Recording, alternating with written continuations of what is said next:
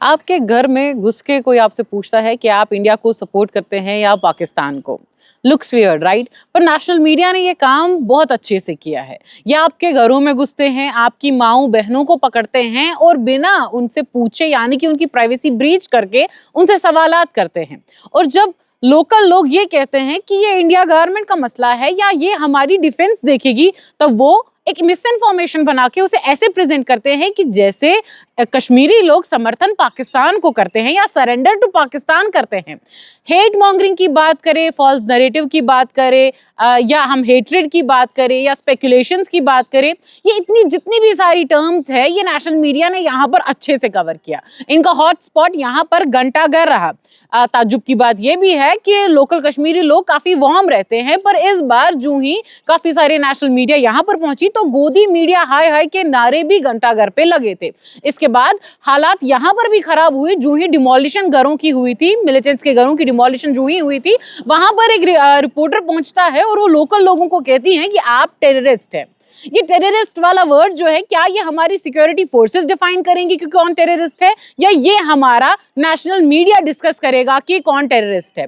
इस पे chief minister Omar Abdullah से सवालात किया गया था। उनसे पूछा गया था कि आखिर इतनी हेट मॉन्गरिंग, प्राइवेसी ब्रीच करना, यहाँ तक कि कुछ रिपोर्टर्स तो ये भी क्लेम करते हैं कि उन्होंने यहाँ पर स्टिंग ऑपरेशन किया था। स्टिंग ऑपरेशन हमने सुना था कि सिक्योरिटी फोर्सेस करती हैं, डिफेंस के लोग करते हैं, पर यहाँ पर आला टेक्नोलॉजी के साथ हमारे नेशनल मीडिया के लोग जो है यहाँ पर लोकल लोगों का, उनकी बातों का इंटरप्रिटेशन निकाल के अपनी मास ऑडियंस को देके जो है स्टिंग ऑपरेशन उनको कहती है। हालांकि चीफ मिनिस्टर उमर अब्दुल्ला ने कहा कि ये एक बेशरम चैनल वाले हैं और नेशनल मीडिया को इस चीज से बाज आना चाहिए। उनका काम है कि अगर कोई मसला कहीं पे है, सच्चाई कहीं पे है, या कहीं पे एक हॉट टॉपिक ट्रेंडिंग में है, उसे कवर कीजिए और उसका जो असल में नैरेटिव है उसको सामने लोगों तक पहुंचाए। पर इसका पूरा अपोजिट जो है वो यहाँ पर जम्मू कश्मीर में जो है यहाँ पर चैनल्स ने किया है।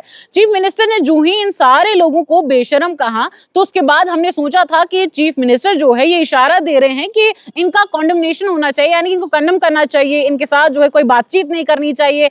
पर उसके बाद आता है आयरॉनिकली इन्हीं मिनिस्टर्स का, इन्हीं कैबिनेट मिनिस्टर्स का, पॉलिटिकल फेसेस का, इनके इंटरव्यूज इन्हीं सारी चैनल्स पर फ्लैश होते हैं। अब आप सोचेंगे क्यों?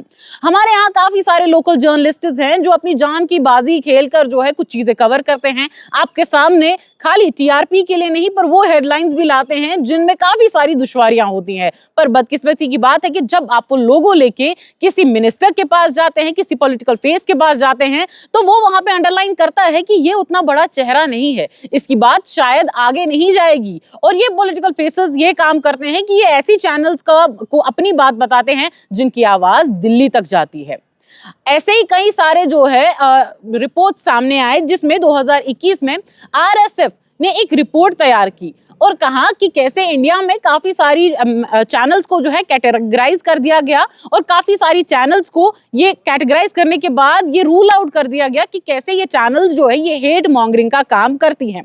वहीं आपको बता दें कि गार्डियन के साथ साथ अगर हम बात करते हैं आरएसएफ की, अगर हम बात अल जजीरा की करते हैं, काफी सारे ऐसे रिपोर्ट सामने आए जिन्होंने कहा कि इंडिया में हॉट ट्रेंडिंग टॉपिक्स को एक मिस इन्फॉर्मेशन की तरह सामने लाया जाता है, और काफी सारी ऐसी चैनल्स हैं इंडिया में जिन्हें ब्लैक लिस्ट कर देना चाहिए क्योंकि वो जो है हेट मॉन्गरिंग का काम करती हैं। आपको बताएंगे, रिपोर्टर्स विदाउट बॉर्डर्स एक ऑर्गेनाइजेशन है जिसने जो है ये कहा कि कैसे इंडिया में ऐसी काफी सारी चैनल्स हैं जो अपना रोल प्ले एक ऑपोजिट तरीके में करती है, यानी कि जो रोल प्ले इन्हें करना होता है उसका बिल्कुल ऑपोजिट रोल प्ले हो जाता है। काफी सारे व्लॉगर्स आपने जम्मू कश्मीर में आते हुए देखे थे जिनके व्लॉग्स जो है आपको बताते हैं कि क्या आप इंडियन इनफ है या नहीं। ऐसा ही एक सवाल जो है कॉन्क्लेव में फारूक अब्दुल्ला से एक बार पूछा गया था कि आप हिंदुस्तानी हैं या नहीं, और फारूक अब्दुल्ला उस पे बड़ा भड़के थे। और अगर एक कश्मीरी उसे ये कहता है कि आपको ये तसल्ली देने की जरूरत नहीं है कि मैं एक इंडियन हूं या नहीं, कि क्या मैं इंडिया के साथ रिलाई करता हूं या नहीं, क्या मेरी आइडियोलॉजिकली इंडियन है या नहीं,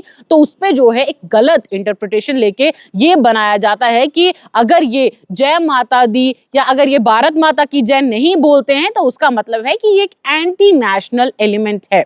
जबकि काफी सारे लोगों ने उनसे कैमरा बंद करने की गुजारिश की। काफी सारे लोगों ने उन्हें कहा कि हमारे घरों में ना आए, कैमरास को फ्लैश ना किया जाए। और इसी के साथ साथ साइबर पुलिस ने भी जो है इस पे कड़ा एक्शन लिया था। कहा था कि मिस इन्फॉर्मेशन के साथ साथ जो भी लोग हैरास करेंगे पब्लिक को, उन्हें इसका आउटकम देखना पड़ेगा और उनके नताइज जो है बहुत बुरे होंगे। पर क्या नेशनल मीडिया बाज आया? जी बिल्कुल भी नहीं। उसके बाद जो है 2023 में गार्डियन एक रिपोर्ट निकालती है जिसमें गार्डियन ये लिखता है कि इंडिया के प्राइम टाइम शोज में जो है वो एक ऐसा एक्ट करते हैं जहां पर वो एक स्टेट प्रोपेगेंडा को चलाते हैं।